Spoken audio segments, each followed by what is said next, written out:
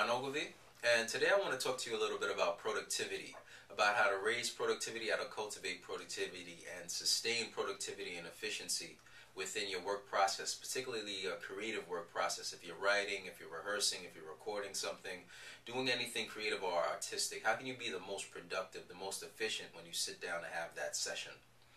I wrote a book, How to Conquer Yourself, and I'm doing the audiobook version now. And I'm starting the chapter on productivity, which is what gave me the idea to start this session here. Now, productivity is really about concentration. In fact, in the book I say, productivity is the natural offset to focus, clarity, and concentration. You're most productive when you're most honed, you're most focused, and you're most clear on a particular task in specificity. All right? Generally speaking, we tend to lose productivity not because we're not efficient enough in terms of our drive or our ambition or our energy, but because we're not focused enough in terms of our attention.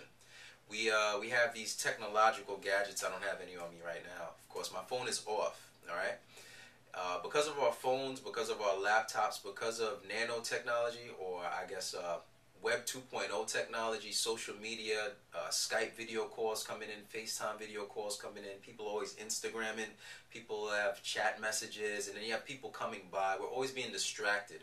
We're always being interrupted, and we're always losing our ability to concentrate, because not only are we being distracted and interrupted by other people, either digitally or socially, but we're also distracting ourselves because we're always multitasking.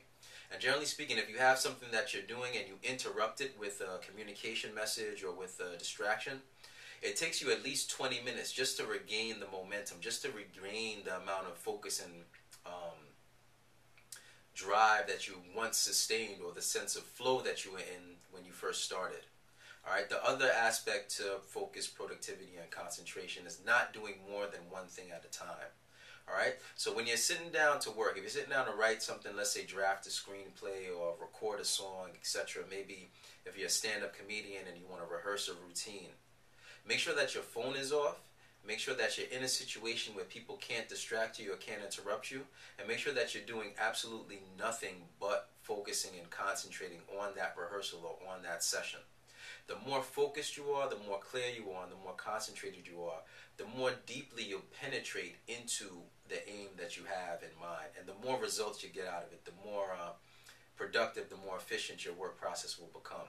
In fact, if you think about it, the reason why a blade, a knife can cut, whereas a spoon or a fork can't, is because the blade is engineered in a way that harnesses the energy of your hand to a specific point, rather than a smooth surface or several points simultaneously. So remember this, focus, or productivity rather, is the natural outgrowth of focus, clarity, and concentration. If you want to be more productive, don't think too much about time management tools, too much about devices, too much about productivity per se.